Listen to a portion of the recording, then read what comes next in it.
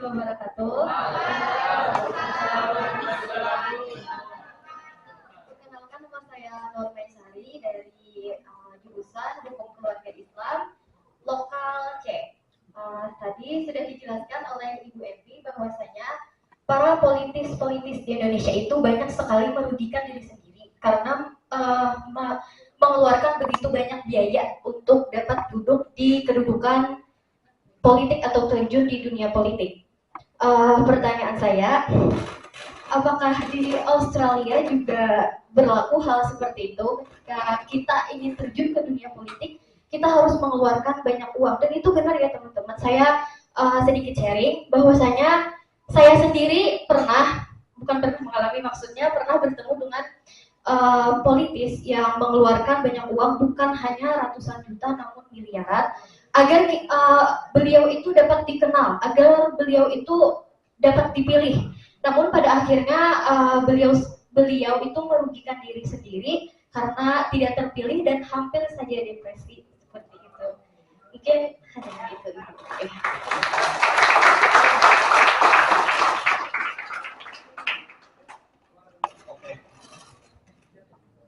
Anak semester 1 sudah mau mulai, anak semester 3 nggak boleh kalah. Tadi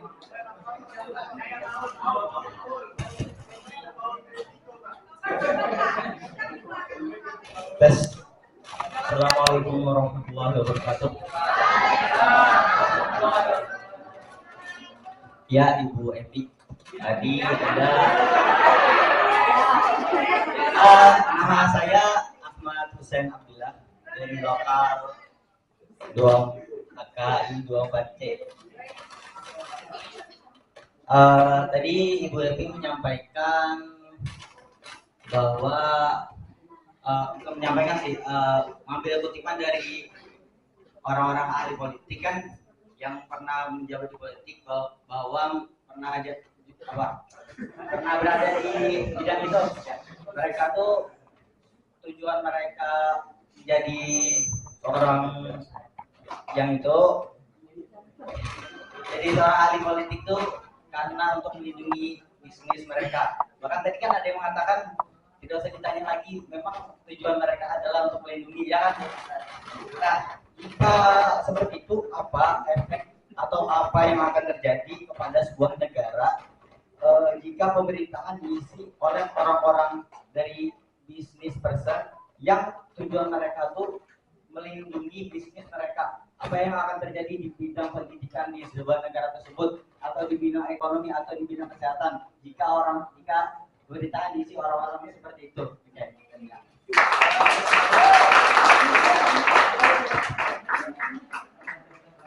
ini anak HTI tapi pertanyaannya anak ATN. Oke, baik. Sekarang udah dua pertanyaan dari anak semester 1. Ini yang angkat di belakang kayaknya anak semester 3 kayaknya. Oke, silakan maju.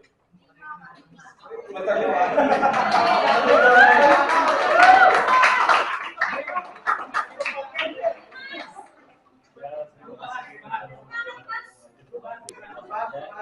Jadi perkenalkan, nama saya Muhammad Al-Mulahim, saya dari semester 3 jurusan Hukum Tata Negara. Jadi dosen saya mengatakan Dr. If adalah seorang peneliti Indonesian Politics. Jadi pertanyaan saya, bagaimana caranya menjadi politisi yang baik? Exactly, Indonesian politician. Dan apakah ada step by stepnya atau langkah-langkah atau habit yang harus dibiasakan untuk menjadi politisi yang baik? Dan yang kita lihat sekarang, dan Ibu tadi telah menyampaikan bahwasanya sekarang ini para politisi adalah background seorang businessman. Bagaimana kami seorang akademisi ini? Apakah kami dapat bersaing di tingkat nasional ya ataupun daerah? Dan kalau orang akademisi mau jadi politisi. Ya. Karena sekarang terlihat dan di Kalsel sendiri tingkat elektabilitas terpilih seorang politisi itu adalah backgroundnya dari businessman, sangat minim seorang akademisi. Dan jadi terima kasih. Jadi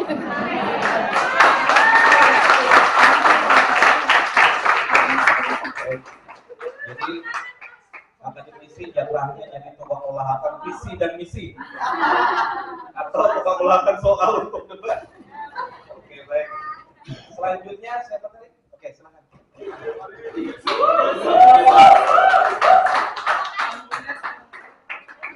Ini kelas A atau B?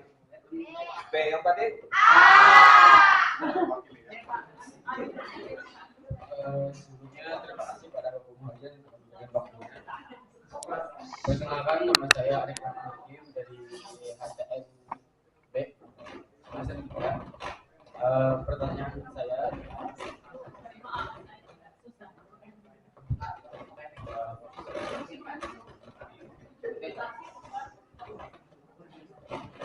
mengenai panel politik. Tadi seperti yang Ibu jelaskan tadi, bahwa banyak para pebisnis yang masuk ke dunia politik. Maka sekarang bukan cuma para pebisnis, tapi para artis itu juga masuk ke dunia politik sekarang. Nah, saya tidak tahu bagaimana pemilihan di Australia, tapi yang jelas di negara kelahiran saya banyak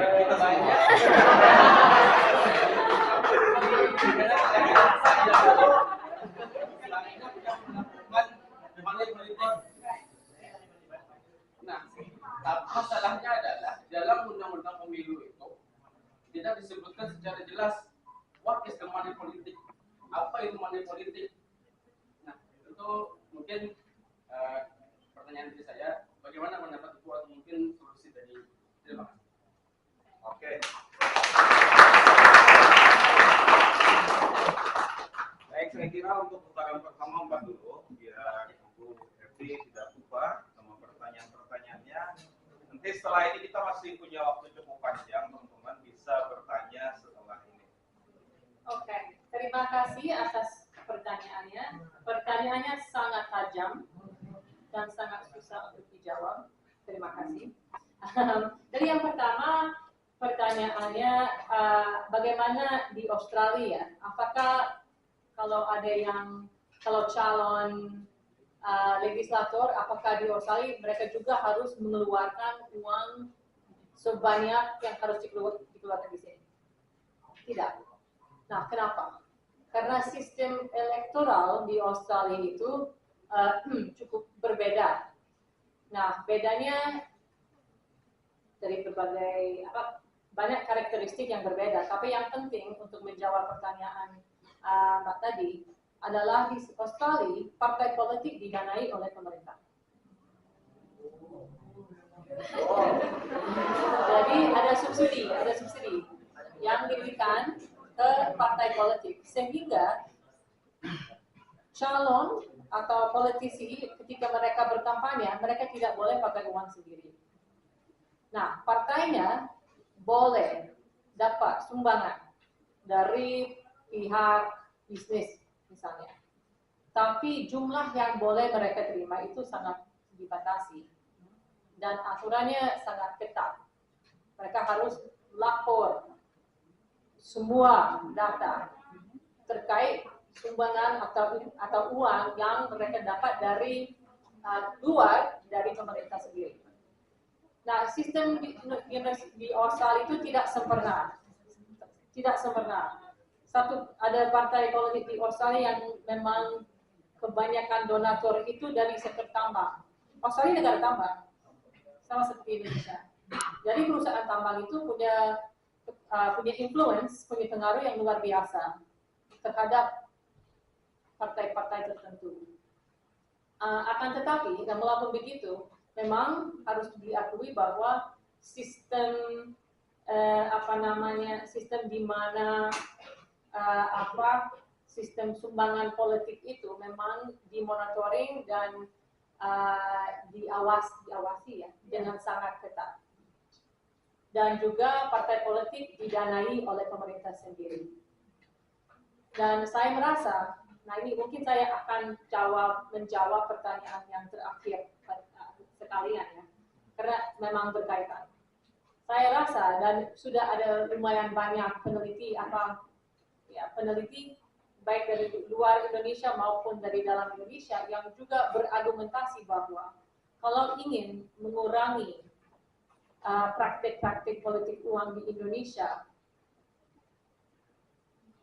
pemerintah sendiri harus mendanai partai politik, harus memberikan subsidi yang sedikit lebih banyak.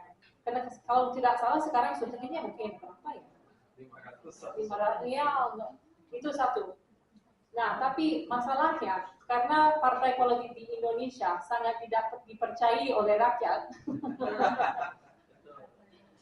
Itu kalau pemerintah ingin memberikan uang lebih banyak ke partai politik itu pasti akan ditolak atau masyarakat akan memprotes atau itu mungkin akan menjadi kebijakan yang tidak begitu populer. Itu pertama. Tapi sebenarnya kalau kita melihat bagaimana situasi di negara-negara yang lain, kalau ada negara yang di mana partainya dikasih subsidi dan juga ada sistem pengawasan terhadap sumbangan dan donations dari pihak-pihak yang di luar dari pemerintah. Kalau there's two reforms, itu dua solusi yang kalau bisa dijalankan di Indonesia, politik uang dapat dikurangi dan dan politik juga akan menjadi kurang mahal. Tetapi masalahnya adalah kemauan politik. Sampai sekarang tidak ada kemauan politik dari para elit di Indonesia untuk melaksanakan reformasi seperti itu atau perubahan seperti itu. Nah, kenapa? Karena yang menjabat sebagai anggota DPR pada saat ini, yang duduk di kabinet sebagai menteri, yang berkuasa sebenarnya, mereka dianggap sebagai beneficiary sistem yang status quo yang sekarang. Mereka sudah bisa menjadi politisi dalam sistem yang sekarang. Jadi mereka tidak punya kemauan politik untuk merubah sistem sendiri. Maaf, sorry itu sangat negatif jawabannya. Tapi ketika saya membawa kuliah umum ke di Indonesia, dimanapun di Indonesia, saya selalu ditanya bagaimana kita bisa memperbaiki sistem politik uang, bagaimana dan sebenarnya ada solusi, tapi belum ada kemauan.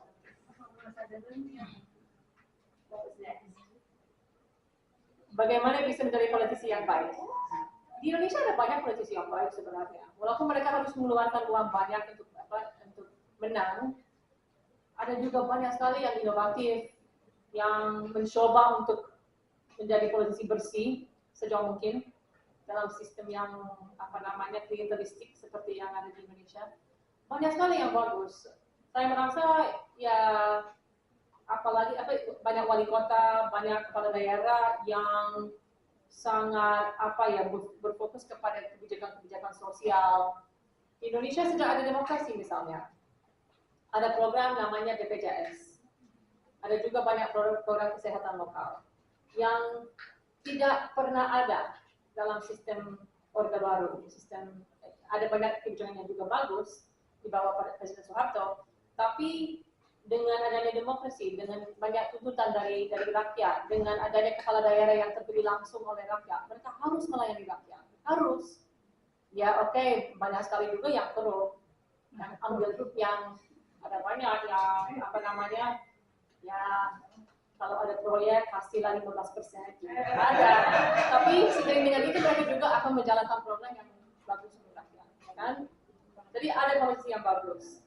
Tapi tanpa ada perubahan secara struktural dalam sistem politik yang seperti saya jelaskan tadi, dengan yang dapat mengurangi adanya uang politik, dengan dapat mengurangi kos politik, tanpa ada perubahan struktural, saya merasa politisi yang bagus mungkin tidak akan punya pengaruh yang seharusnya mereka punya. Sorry maaf, bahasa saya sudah mulai buruk sedikit. Semakin sore semakin jelek bahasa saya. Oke. What was it? Oh, dan jawaban yang paling susah untuk dijawab. Tapi sebenarnya ini memang menjadi fokus penelitian, fokus tahap kedua peneliti proyek ini. Dan pertanyaannya adalah kalau nggak salah, what is the effect apa efek terhadap sistem kesehatan, sistem pendidikan, kalau ada pemerintah yang didominasi oleh pelaku usaha. Nah, kalau di tingkat daerah saya belum punya data, dan karena saya ilmu politik, saya tidak berani memberikan jawaban tanpa ada data yang meyakinkan. Tapi di tingkat nasional kami sudah punya data. Jadi kita bisa bilang di bawah Presiden Jokowi itu, beliau memang business person, dan kabinet juga diisi dengan banyak sekali business person. Jadi kita bisa merefleksikan sedikit bagaimana apa yang Jokowi, apa yang dia tercapai ya selama beliau menjadi presiden. Oke, di bawah Presiden Jokowi ada banyak sekali investasi ke dalam infrastruktur, proyek infrastruktur. Jadi infrastruktur di Indonesia di mana-mana itu sangat lebih baik ketimbang sebelum Presiden Jokowi. Ada juga banyak sekali improvements ya, perbaikan ya, kalau dari segi ease of doing business. Bagaimana investasi, istilahnya dalam ease of doing business dalam bahasa Indonesia kemudahan melakukan atau menjalankan bisnisnya. Ada survei internasional yang yang menunjukkan bahwa di Indonesia sendiri di bawah Presiden Jokowi melakukan atau menjalankan bisnisnya di berbagai sektor itu jauh lebih mudah. Kita juga bisa bilang di Indonesia di bawah Presiden Jokowi korupsi di tingkat seperti pungli gitu ya. Pungli itu dikurangi secara drastis di bawah Jokowi. Saya harus dapat visa, misalnya, saya harus dapat visa untuk masuk ke Indonesia. Tempoh hari itu kalau mau dapat visa dan mau cepat, kasih uang sedikit, tidak ada sama sekali sistem seperti itu lagi. Jadi itu sebuah yang bagus, ya kan? Progres di bawah Presiden Jokowi. Ada juga jumlah investasi dari negara-negara asing itu menaik terus di bawah Presiden Jokowi. Ini semua sebenarnya bisa dianggap sebagai kebijakan atau hasil yang memang dikaitkan dengan background Pak Jokowi sebagai business person dan juga business person di dalam kabinetnya. Tapi pada saat yang sama ada efek yang kedua. Di bawah Presiden Jokowi ternyata tax revenue, jadi pajak, jumlah revenue yang dari pajak itu di Indonesia berkurang. Ya kan? Ada juga peningkatan di wilayah-wilayah yang perkotaan itu inequality, kesenjangan ekonomi. Itu juga meningkat sedikit di bawah Presiden Jokowi. Nah, ada juga di tingkat tadi saya bilang bahwa pungli dan segala macam korupsi yang kecil-kecil tadi itu sudah menjadi lebih baik. Tapi korupsi di tingkat elit, kasus-kasus korupsi besar itu mungkin lebih besar lagi, lebih parah lagi, mungkin bisa dibilang lebih parah lagi. Jadi ini bisa menjadi contoh ya, di bawah pemerintah yang full dengan business person, kebijakan-kebijakan yang akan jadi fokusnya memang fokusnya ke investasi, infrastruktur, bisnis, sektor-sektor tertentu. Dan dari perspektif sektor swasta mungkin itu sesuatu yang sangat bagus. Itu hasil yang sangat bagus. Omnibus Law dari perspektif business person itu sangat bagus. Tapi mungkin untuk workers, para pekerja itu mungkin tidak bagus. Tapi jadi ada dua perspektif lah terhadap apa yang akan terjadi di bawah business person politicians. Mungkin ekonominya akan membaik. Tapi dari segi lain korupsi, social policy mungkin akan ditinggalkan gitu ya di bawah business person politicians. Jadi ada dua perspektif. Itu aja ya. Itu jawaban saya untuk 4 pertanyaan. Oke, terima kasih.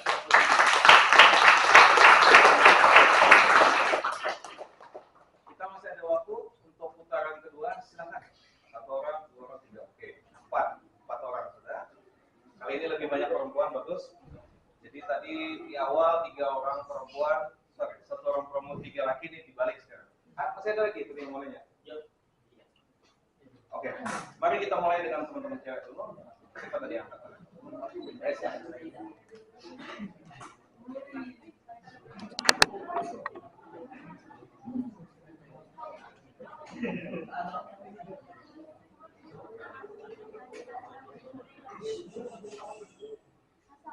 warahmatullahi wabarakatuh.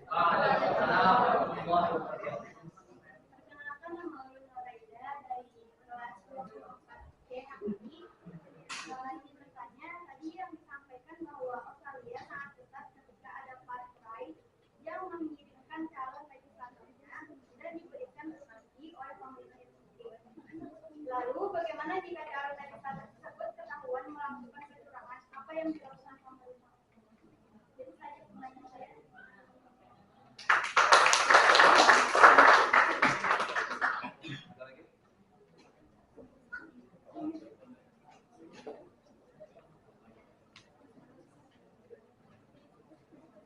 Assalamualaikum warahmatullahi wabarakatuh.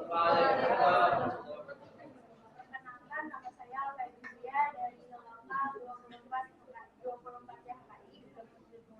Jadi tadi telah disampaikan oleh Bu Endi bahwa Indonesia lebih mendorong faktor perekonomian atau lebih tepatnya fokus pada faktor perekonomian. Nah, kalau di Australia, bagaimana pemerintah mereka menangani faktor ekonomi itu sendiri? Terima kasih.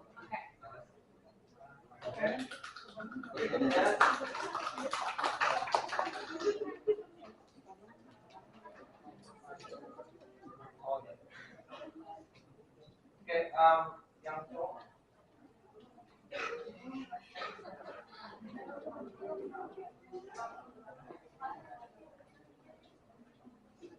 Assalamualaikum warahmatullahi wabarakatuh.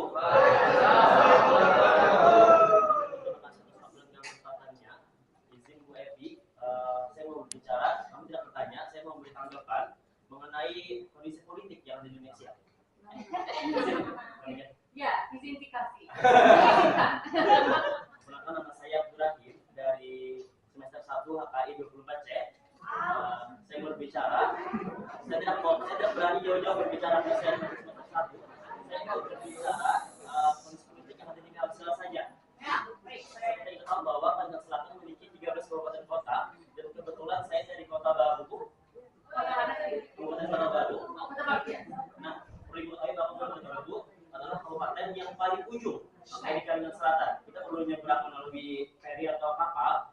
Nah, dan di sana saya lihat benar seperti Bapak Ibu tadi bahwa para pejabat-pejabatnya atau pejabat-pejabat bahkan bupatinya merupakan seorang pembisnis latar belakang. Namun beliau memiliki gelar SH yang saya tidak tahu dari mana dapatnya. Namun saya tahu dia latar belakang pembisnis, Bu. Dan benar, ternyata di sana sangat berkembang sekali paragrafnya, tapi paragraf itu pariwisata ekonomi kreatifnya. Di sana sudah dibuat para layang dan sekali orang Australia Bu di sana. Dan untuk permasalahannya benar, masih bisa terjadi tumpang tindih tanah, perizinan, dan itu benar ungkapan tadi bahwa pembisnis ingin masuk ke legislatif itu hanya untuk mengurus dirinya sendiri, untuk memperoleh perizinan. Dan saya penting tahu bahwa di Kalimantan Selatan ini kita memiliki seorang mafia politik, you know. Kalau saya sampai Mr. I. Dan di sana pun Voldemort.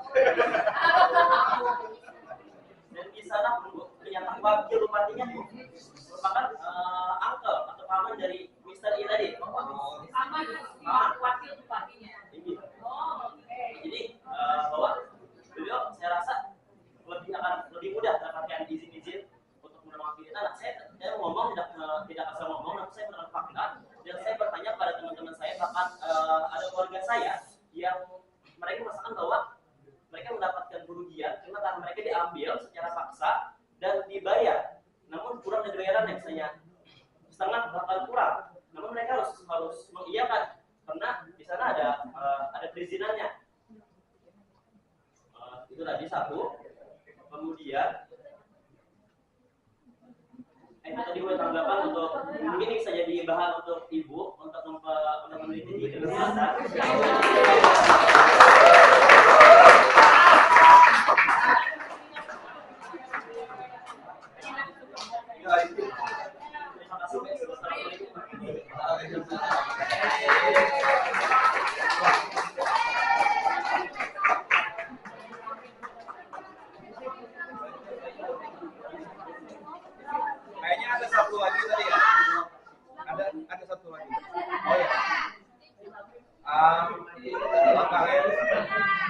Oke, boleh nggak kita kasih cewek dulu? Ini tadi 3 orang, anak semester 1, tuh anak semester 3 tuh. Habis ini, hah?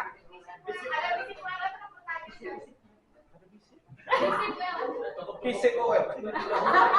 Tapi Pak,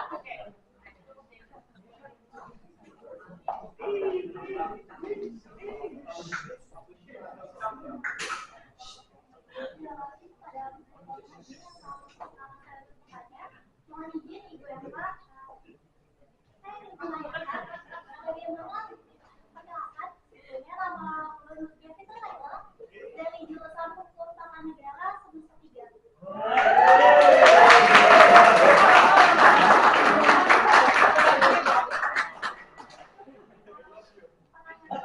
Bagaimana tanggapan dari Ibu mengenai banyaknya bisnismen dan influencer yang bukan melatar belakang politik sehingga menimbulkan kritik dari Perbedaan yang paling ada yang bakal kelihatan mencolok terhadap kepemimpinan Presiden Pak Prabowo Subianto dengan Presiden sebelumnya Bapak Joko Widodo.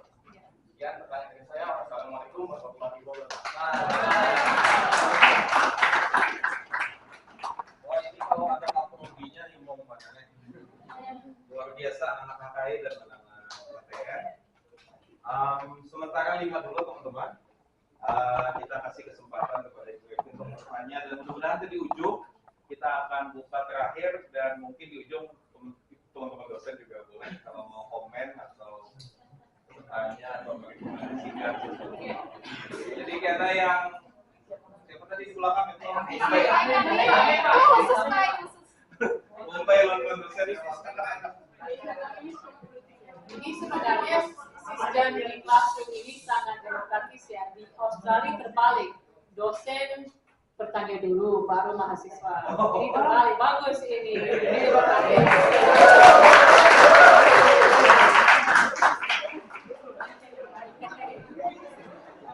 Ya, jadi pertanyaannya memang luar biasa bagus, luar biasa tajam. Saya sangat impressed ya, terkesan. Oke, jadi pertanyaan pertama adalah apa yang terjadi di Australia kalau ada politisi yang melakukan kecurangan, kan? Ya. Memang kalau di Australia kalau ada politisi yang melanggar aturan, misalnya mereka menerima uang tapi itu tidak dilaporkan. Mungkin mereka juga seringkali sebenarnya di Australia mereka tidak menerima uang dalam bentuk cash. Biasanya kalau mereka melanggar aturan terkait soal korupsi, itu biasanya dalam bentuk gift, gratifikasi. Misalnya sekarang ada kasus yang melibatkan Perdana Menteri, lucu sebenarnya. Dia minta CEO dari Qantas, Garudanya Australia. Perdana Menteri kami minta CEO dari Qantas untuk memberikan privilege kepada anaknya, biar anaknya boleh masuk ke first class. Ya ampun. Ya, jadi itu sudah menjadi heboh di media massa di Australia. Tapi sebenarnya itu tidak melanggar aturan. Itu cuma tidak etis. Nah, kalau ada kasus yang betul-betul ada politisi yang melanggar aturan, itu maksudnya dia dapat gratifikasi. Itu ada sanksi yang berat. Dan kalau mereka ternyata betul-betul melanggar aturan, seringkali mereka akan dikeluarkan dari partainya. Tapi ini yang menarik, di Australia tidak ada KPK. Ada KPK, tapi di tingkat provinsi. Di tingkat nasional tidak ada. Jadi, walaupun saya bilang tadi bahwa kasus-kasus korupsi yang melibatkan politisi di Australia mungkin tidak sebanyak yang ada di Indonesia, ada kemungkinan juga bahwa kita tidak tahu. Kita tidak tahu seberapa sering para politisi Australia melakukan sesuatu yang dianggap korup atau melanggar aturan karena tidak ada KPK. Dan karena itu pada kampanye Partai Labour yang menang pemilu kemarin itu beberapa tahun lalu, Perdana Menteri Australia dari Partai Labour, salah satu isu yang menjadi fokus kampanye mereka adalah mereka janji kepada rakyat, kami akan membangun KPK seperti KPK di tingkat nasional, tapi sampai sekarang tidak ada. Itu janji-janji aja, dan masyarakat Australia sampai ini sangat tidak senang dengan pemerintah yang sekarang karena mereka belum memenuhi janjinya. Tapi memang tadi jawabannya memang kalau ada bukti bahwa politisi melanggar aturan, mereka akan kena sanksi, dikeluarkan dari partai, dan kadang-kadang kalau akan dipenjarakan kalau seberat itu kecurangannya. How does Australia mulai PR? Kalau saya mungkin harus mau klarifikasi dulu ya, pertanyaan kedua. Pertanyaannya adalah kalau di Australia, saya diajak untuk membandingkan Indonesia dan Australia dari segi kebijakan ekonomi kalau nggak salah, ya. Mungkin bisa lah.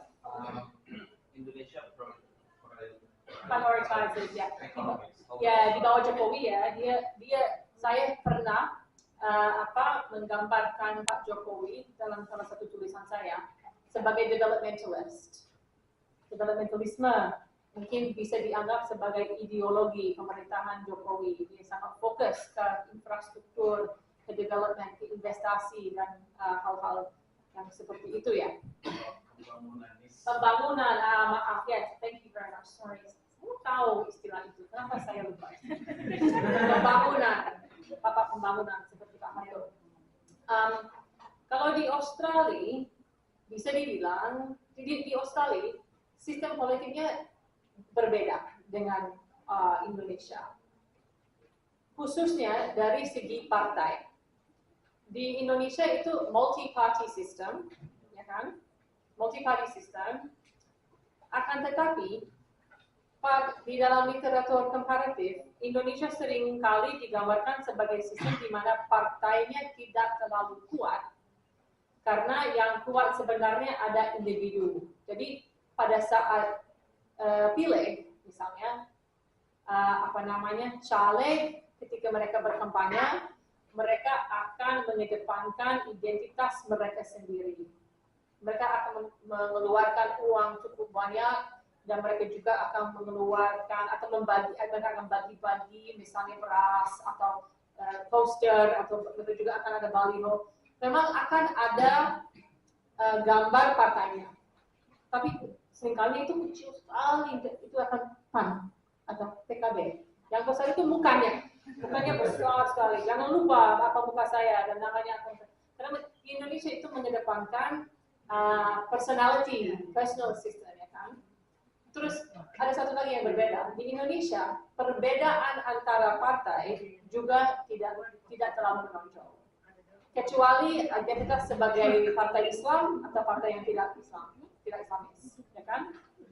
Itu aja. Ideologi dari segi ekonomi, kebijakan ekonomi itu tidak begitu berbeda di Indonesia.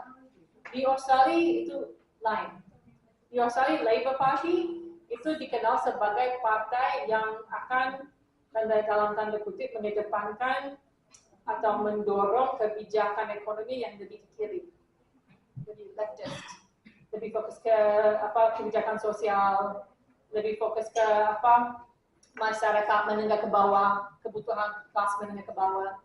Kalau Liberal Party mereka lebih neoliberal, mereka selalu akan mengedepankan akan mendorong kebijakan-kebijakan yang ramah kepada bisnis, yang ramah kepada investor, dan juga akan lebih fokus ke mengurangi tax untuk orang kaya.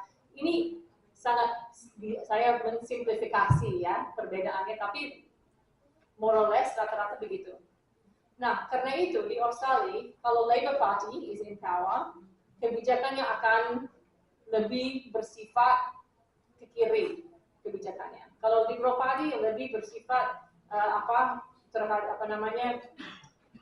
liberal itu tadi kan. Jadi itu yang berbeda. So in Australia, fokus ke ekonominya akan berubah sedikit tergantung partai yang berkuasa. Itu. Di Indonesia sendiri, ya ini Ini sebenarnya salah satu alasan kenapa sangat menarik untuk meneliti latar belakang politisi. Karena ada juga satu teori yang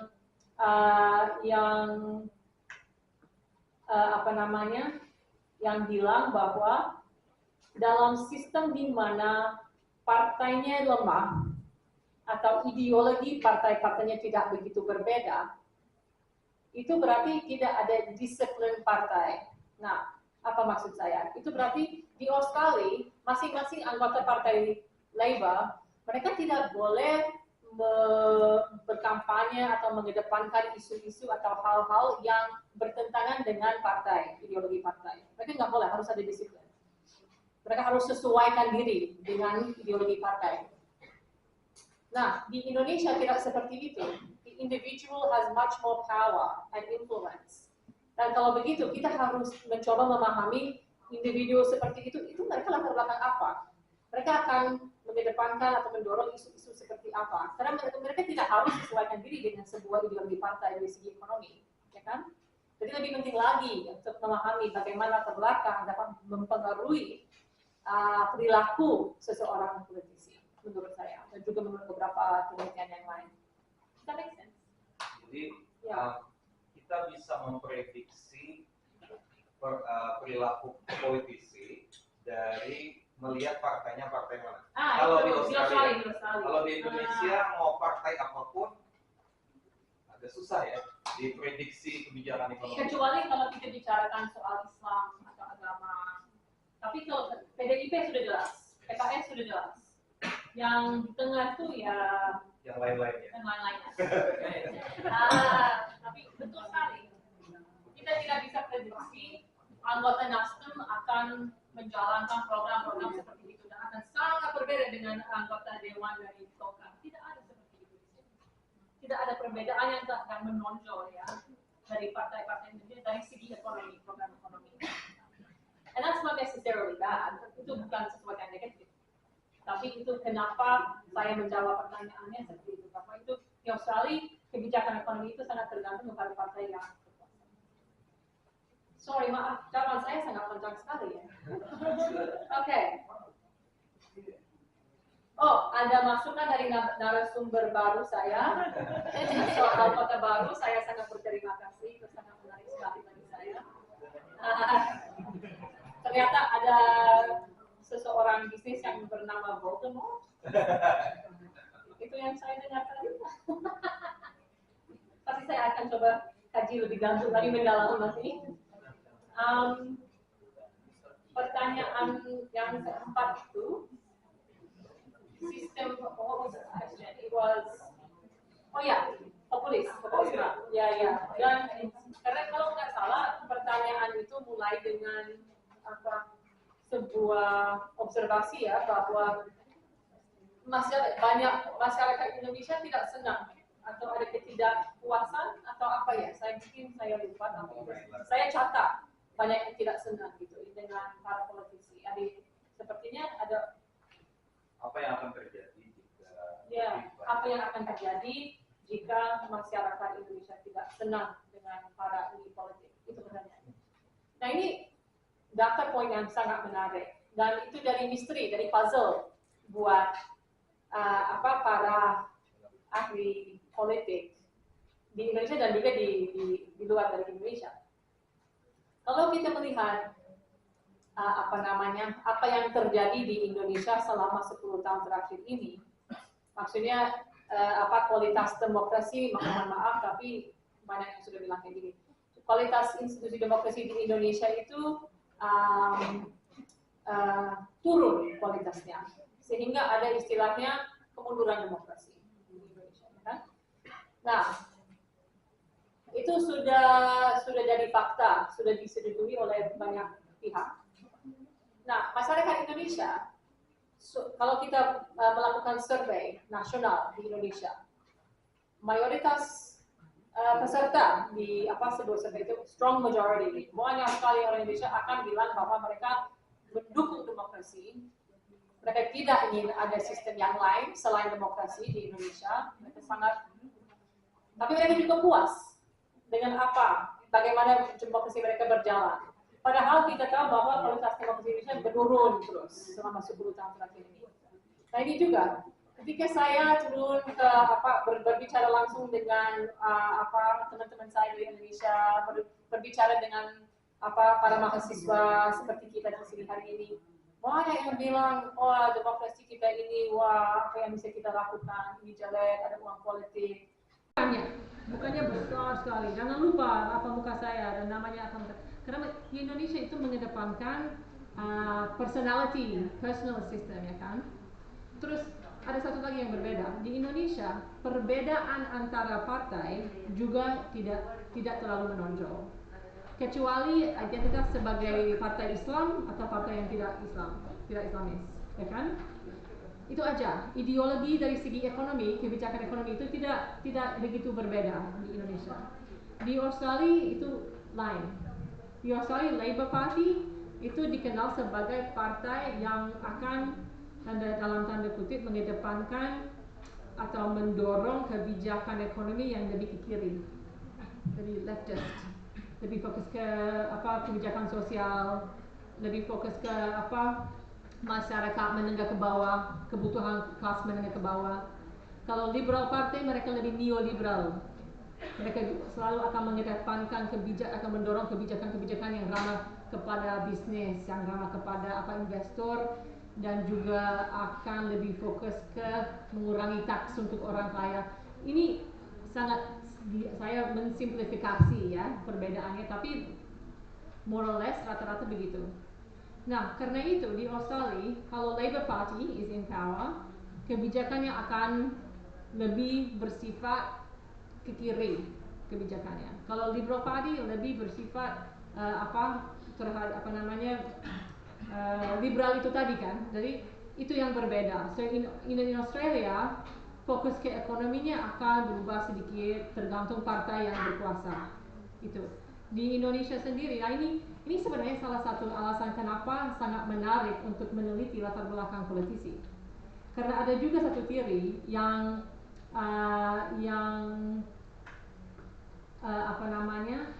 yang bilang bahwa dalam sistem di mana partainya lemah atau ideologi partai-partainya tidak begitu berbeda, itu berarti tidak ada disiplin partai.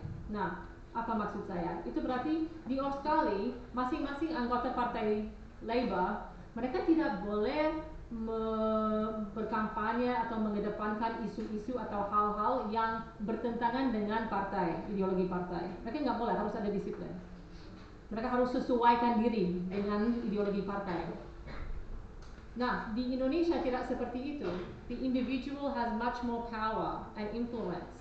Dan kalau begitu, kita harus mencoba memahami individu seperti itu mereka latar belakang apa? Mereka akan mengedepankan atau mendorong isu-isu seperti apa? Karena mereka tidak harus sesuaikan diri dengan sebuah ideologi partai dari segi ekonomi, ya kan?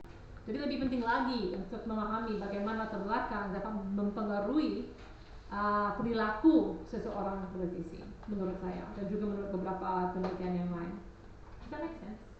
Jadi kita bisa memprediksi perilaku politisi dari melihat partainya partai mana. Kalau di Australia, kalau di Indonesia mau partai apapun agak susah ya diprediksi kebijakan ekonomi. Kecuali kalau kita bicarakan soal Islam atau agama. Tapi kalau PDIP sudah jelas, PKS sudah jelas. Yang di tengah itu ya yang lain-lainnya. Yang lain-lainnya. Tapi betul sekali. Kita tidak bisa prediksi anggota Nasdem akan menjalankan program-program seperti itu dan akan sangat berbeda dengan anggota Dewan dari Golkar. Tidak ada seperti itu di sini. Tidak ada perbedaan yang menonjol ya dari partai-partai ini dari segi ekonomi, program ekonomi. And that's not necessarily bad. Itu bukan sesuatu yang negatif. Tapi itu kenapa saya menjawab pertanyaannya seperti itu, bahwa itu di Australia kebijakan ekonomi itu sangat tergantung kepada partai yang berkuasa. Sorry, maaf, jawaban saya sangat panjang sekali ya. Oke. Oh, ada masukan dari narasumber baru saya soal kota baru. Saya sangat berterima kasih, itu sangat menarik sekali bagi saya. Ternyata ada seseorang bisnis yang bernama Voldemort. Itu yang saya dengar tadi. Pasti saya akan coba kaji lebih mendalam nanti. Pertanyaan yang keempat itu, sistem, what was the question? It was, oh ya, populisme. Ya. Dan karena kalau nggak salah, pertanyaan itu mulai dengan sebuah observasi ya, bahwa banyak masyarakat Indonesia tidak senang atau ada ketidakpuasan atau apa ya, saya lupa, tapi saya catat banyak yang tidak senang gitu ya, dengan para politisi. Sepertinya ada apa yang akan terjadi jika apa yang akan terjadi jika masyarakat Indonesia tidak senang dengan para elit politik, itu pertanyaannya. Nah, ini data point yang sangat menarik, dan itu jadi misteri, jadi puzzle buat para ahli politik di Indonesia dan juga di luar dari Indonesia. Kalau kita melihat apa yang terjadi di Indonesia selama 10 tahun terakhir ini, maksudnya kualitas demokrasi, mohon maaf tapi banyak yang sudah bilang kayak gini, kualitas institusi demokrasi di Indonesia itu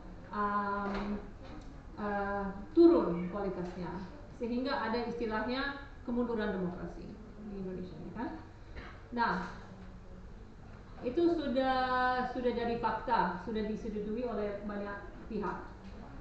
Nah, masyarakat Indonesia, kalau kita melakukan survei nasional di Indonesia, mayoritas peserta di sebuah survei itu, strong majority, banyak sekali orang Indonesia akan bilang bahwa mereka mendukung demokrasi. Mereka tidak ingin ada sistem yang lain selain demokrasi di Indonesia. Tapi mereka juga puas dengan bagaimana demokrasi mereka berjalan. Padahal kita tahu bahwa kualitas demokrasi Indonesia menurun terus selama 10 tahun terakhir ini. Nah, ini juga ketika saya turun ke berbicara langsung dengan teman-teman saya dari Indonesia, berbicara dengan para mahasiswa seperti kita di sini hari ini, banyak yang bilang, wah, demokrasi kita ini, wah, apa yang bisa kita lakukan, ini jelek, ada uang politik, didominasi oleh para pengusaha gitu. Akan tetapi tingkat kepercayaan terhadap institusi demokrasi di Indonesia, dalam masyarakat Indonesia, sebenarnya lumayan bagus. Kalau dibandingkan dengan Amerika Serikat, kalau dibandingkan dengan Australia, tingkat kepercayaan orang Australia terhadap para politisnya rendah banget. Di Amerika Serikat, mayoritas penduduknya tidak senang dengan demokrasinya dan tidak percaya sama sistem demokrasi lagi. Di Eropa sama. Indonesia sebenarnya sampai sekarang tingkat kepercayaan terhadap DPR ya tidak 50-60%. Actually, comparatively, that's good. Tingkat kepercayaan terhadap presiden luar biasa tinggi. Tingkat kepercayaan terhadap polisi mungkin lemah. Tapi terhadap TNI, tinggi sekali. Jadi sebenarnya walaupun mungkin di kelas yang berpendidikan ya, banyak yang merasa tidak puas dengan sistemnya dan bagaimana demokrasi berjalan, kebanyakan orang Indonesia sebenarnya merasa puas dengan demokrasi, bagaimana demokrasi berjalan, dan mereka juga sangat mempercayai terhadap presidennya, terhadap berbagai institusi, dan terhadap DPR pun. Kira-kira 60% atau 50% masyarakat Indonesia merasa puas dan percaya. Jadi dalam situasi seperti itu, memang ada kandidat yang dianggap populis di Indonesia yang jadi sangat populer. Prabowo dulu memang dianggap sebagai sebuah figur yang memakai strategi populis, ya kan? Dia pakai retorika yang lumayan memecah belah. Dia juga punya agenda yang sangat iliberal gitu. Sekarang udah berubah retorika wacananya. Tapi beliau tidak menang waktu dia memakai strategi yang populis seperti itu. Jadi saya merasa di masyarakat Indonesia udah lebih ya ada yang berpikir bahwa strategi populisme seperti itu memang sesuatu yang bagus, tapi banyak yang tidak senang dengan retorika dan wacana yang populis seperti itu.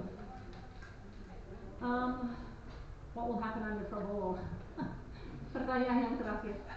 Ya, itu pertanyaan yang sangat penting dan ya tentu kita tidak tahu ya, karena Prabowo walaupun beliau sudah lama menjadi figur politik di Indonesia, sudah lama sangat dikenal sebagai figur politik, beliau tidak, kecuali ketika dia dari menteri selama beberapa tahun terakhir ini, beliau tidak pernah menjabat sebagai bupati, sebagai gubernur, sebagai menteri dia hanya beberapa tahun. Jadi sebenarnya sebagai sebagai politisi banyak sekali yang belum kita tahu tentang beliau.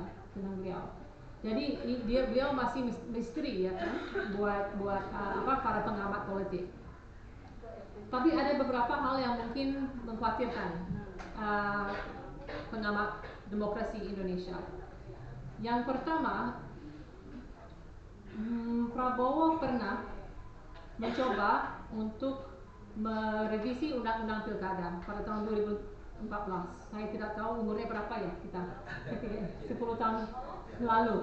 Waktu itu beliau, Pak Prabowo bersama dengan koalisinya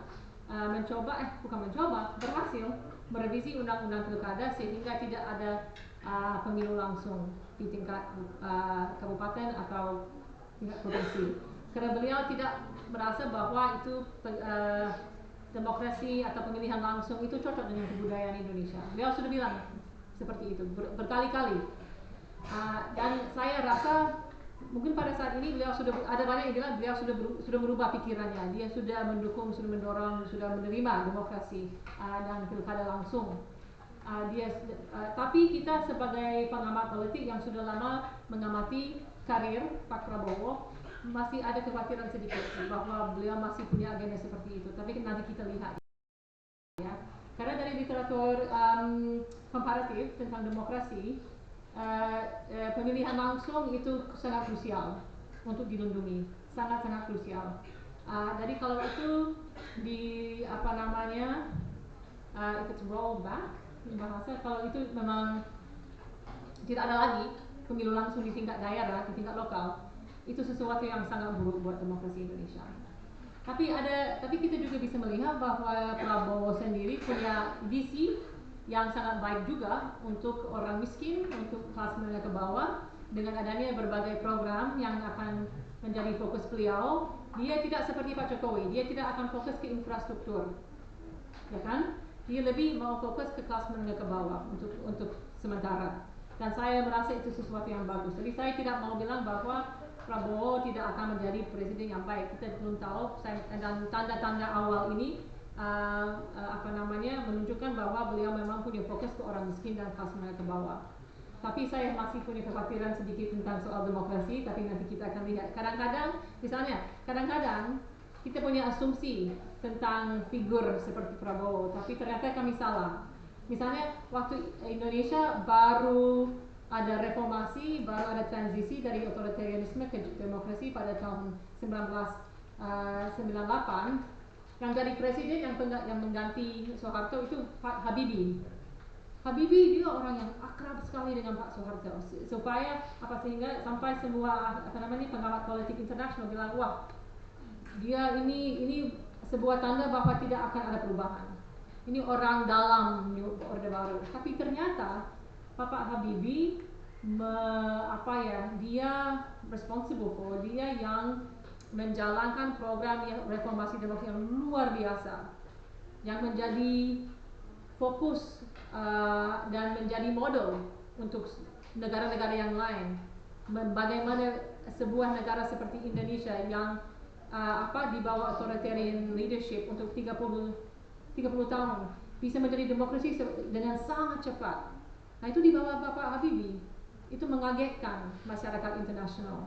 Jadi kadang-kadang kita punya asumsi terhadap figur-figur seperti Pak Prabowo, dan saya sangat berharap bahwa asumsi itu salah.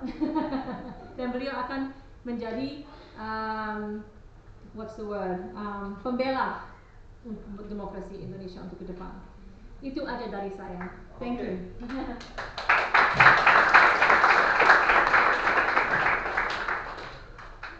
Would you like to sit? Boleh ya? Easy.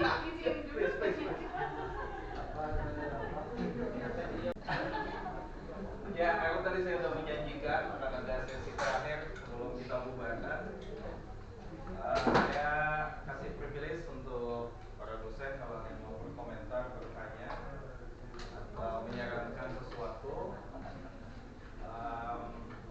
Yang di belakang jadikan belakang.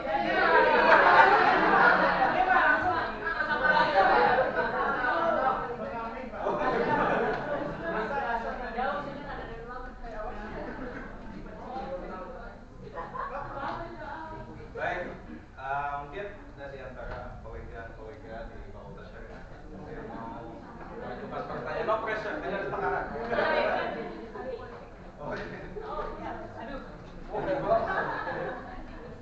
Mas Sulaiman Kurdi, silakan Pak. Terima kasih pada Pak Najib. Saya ingin sedikit tanya. Memang dalam politik di Indonesia itu memang kalau saya lihat adalah politik kita itu butuhkan dana yang besar sehingga membutuhkan para bisnismen siapapun dia, baik itu di partai politik, lalu dia akan menanjak ke eksekutif ataupun legislatif. Contohlah misalnya salah satu misalnya dari ketua partai Nasdem, ketika dia sebagai ketua dan ketika dia juga melakukan permainan dia mempunyai banyak proyek-proyek. Ketika dia juga berhadapan dengan Jokowi, justru apa yang proyek-proyek dia diambil alih lagi oleh Jokowi gitu, sehingga disitulah senang sekali bertemu dengan, saya mau manggilnya ibu ya, karena saya tidak pantas kalau aja. Jangan-jangan seumuran dengan saya. Manggil ibu bikin saya merasa tua. Padahal sepertinya muda ya, mungkin usianya 30-an Mbak Evi. Wah, terima kasih. Jangan atau 20-an. Wah, 40-an. Iya.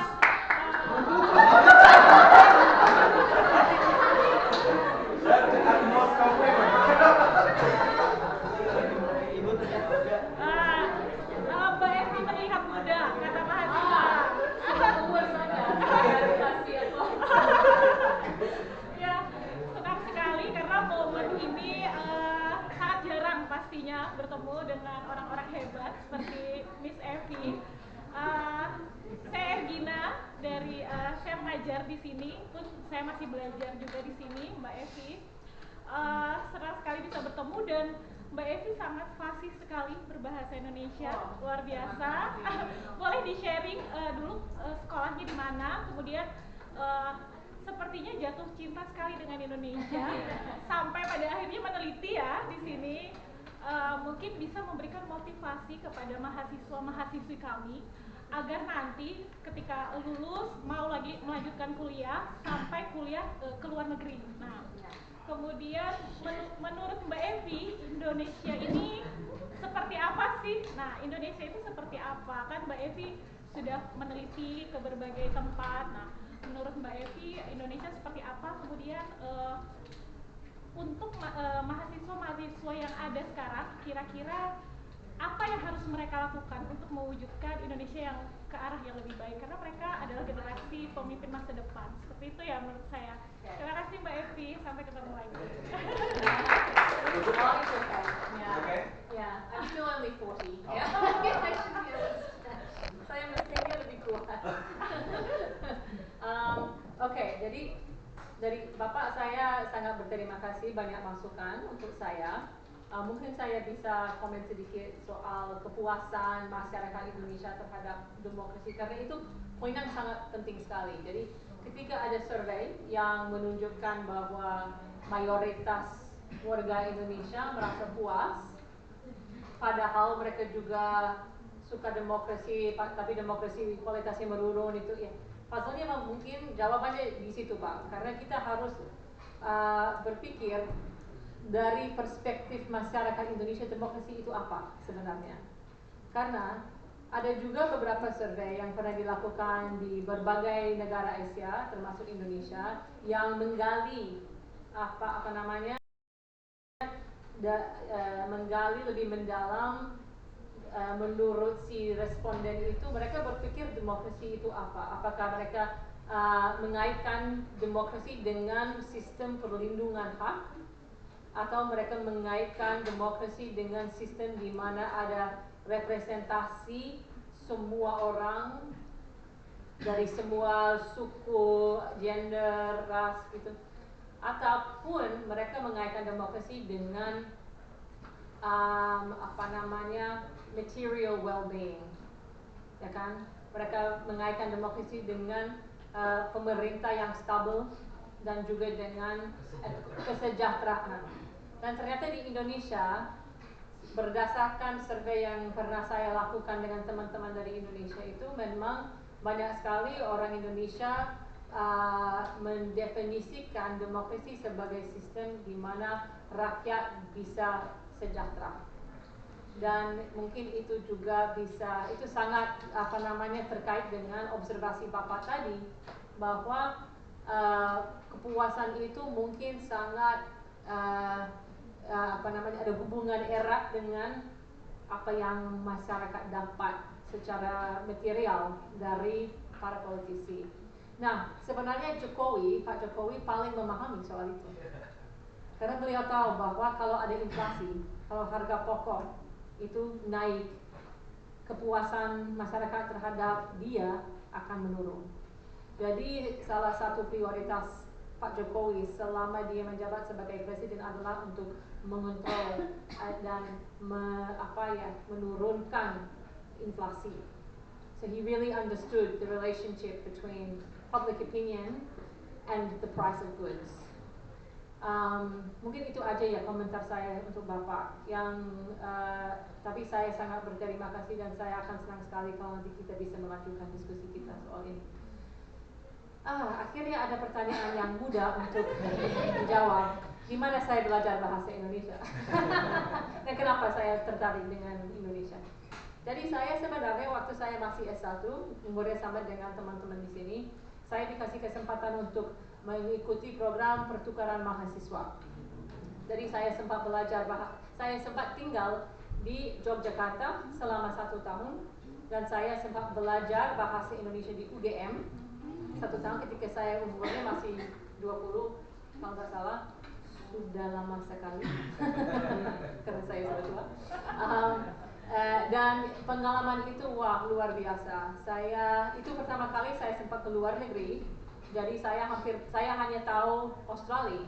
Saya belum pernah kemana-mana. Jadi ketika saya sampai di Indonesia, ini keren banget, jauh lebih menarik daripada Australia. Dan saya punya banyak teman. Saya sempat tinggal di kos-kosan. Dan pengalaman itu memang betul-betul punya pengaruh terhadap my life. Karena kemudian habis itu saya belajar bahasa Indonesia sampai untuk beberapa tahun. Saya kembali ke Australia melanjutkan program bahasa Indonesia. Kemudian saya mencoba bekerja di berbagai kantor. Saya keluar negeri juga. Akhirnya saya dikasih kesempatan untuk bekerja untuk pemerintah Australia, tapi di Aceh, di Banda Aceh, sesudah tsunami. Jadi saya tinggal di Aceh selama 2 tahun, dan habis itu program yang saya jalani waktu itu memang di kampus Unsia. Itu sebuah program untuk memberikan pelatihan dan training untuk dosen-dosen baru dalam metode penelitian. Dan itu juga sebuah pengalaman yang menyenangkan, dan saya memutuskan untuk ambil S2 dan juga S3 karena ternyata saya sangat senang sekali tinggal di Indonesia, dan saya juga sangat senang sekali melakukan penelitian. Saya juga sudah lama sangat tertarik dengan ilmu politik, tapi saya fokusnya ke politik Australia, politik Amerika Serikat, politik Asia Tenggara. Tapi mungkin karena saya sangat senang tinggal di Indonesia dan saya punya banyak teman di Indonesia, saya memilih untuk fokus ke politik Indonesia untuk beberapa proyek saya. Saya memang comparativist, jadi saya mengajar tentang politik Asia Tenggara, comparative politics of Asia and the Pacific. Tapi saya banyak sekali tulisan dan proyek saya memang fokus ke Indonesia, mungkin karena saya ya jatuh cinta memang dengan Indonesia. Ya. Benar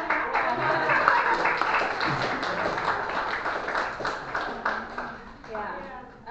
Dan apa mungkin mungkin inspirasi buat mahasiswa. Mungkin ini ya kalau dalam bahasa Inggris karena saya sering kali juga memberikan semacam seminar kepada mahasiswa untuk bagaimana mereka bisa menjalankan karir sebagai akademisi atau kalau mereka ingin menjadi peneliti misalnya. And I always say, saya selalu bilang kepada mereka, Anda harus follow your curiosity. How do you say that in bahasa? Mengikuti curiosity itu penasaran. Harus mengikuti penasaran, ya kan? Harus apa istilahnya ya? Harus mempunyai rasa ingin yang tahu. Ingin tahu. Harus curious gitu loh. Jadi dan harus percaya diri dan harus berani untuk menjadi kritis. Jadi mungkin salah satu alasan kenapa saya memilih untuk menjadi peneliti adalah ini. Waktu saya masih S1, saya punya dosen namanya Edward Aspinall. Saya masih S1 ketika saya bertemu dengan dia dosen saya. Dan dia memberikan sebuah mata kuliah yang fokus ke politik Indonesia. Dan dia selalu mulai kelasnya dengan dia mengajak kami untuk membaca koran Australia. Dan koran Australia beritanya selalu sangat superficial kalau beritanya terhadap Indonesia. Jurnalis biasanya tidak bisa berbahasa Indonesia. Mereka mungkin ke Bali, ke Jakarta itu aja. Jadi dia mengajak kami untuk membaca sebuah artikel media, terus membaca sebuah artikel akademisi, supaya kita bisa mengkritik isi media massa di Australia terkait publications tentang Indonesia dan Asia Tenggara secara lebih luas. Dosen saya mengajak saya untuk menjadi kritis. Jangan menerima informasi dengan seenaknya, harus berpikir sendiri apakah data yang dipakai atau informasi yang dipakai dalam artikel ini betul-betul meyakinkan. Kita harus selalu menjadi kritis. Itu memang salah satu advice yang saya dapat dari dosen saya dan mungkin saya akan menekankan untuk mahasiswa yang hadir hari ini. That's it. In English I would say, karena ini susah, saya belum pernah menjawab pertanyaan seperti ini di Indonesia. So I would say that you have to follow your curiosity, be passionate, and be critical. Always be critical. That's what I think. Itu aja. Terima kasih banyak.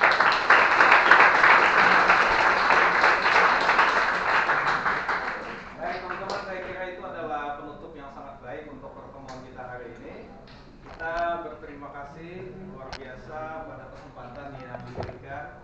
Pada hari ini kita bisa mendengarkan seorang dosen ahli Indonesia berasal dari luar negeri dan bicara tentang kita, bicara tentang Indonesia. Jadi dari perspektif orang luar. Dan teman-teman, pesan bahwa kalian harus punya rasa ingin tahu yang besar, kalian harus punya keinginan yang kuat, dan harus punya critical thinking, harus berpikir kritis. Ini adalah pesan yang harus dicamkan terus-menerus. Jadi mulai besok kalau dosen ngajar, jangan langsung diterima. Tanyain, betul nggak kayak gitu? Atau minimal ketika ada bahan bacaan, tidak langsung diterima ya. Lihat Google, lihat AI, jangan langsung percaya. Oke? Baik, kira-kira demikian.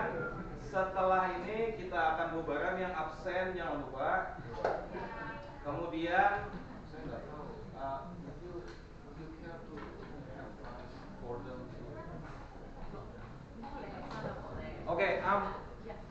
sudah minta izin, tapi kalau kalian mau selfie ya, jangan terlalu crowded, jangan harus ganti ya. Tapi anyway, setelah ini kita sudah sore, yang mau pulang ya pulang, tidak apa-apa. Terima kasih banyak sekali lagi. Kita tutup acara hari ini. Assalamualaikum warahmatullahi wabarakatuh.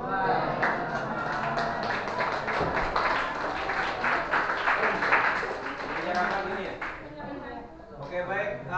Satu lagi pengumuman, akan diedarkan link bagi yang mau sertifikat digital.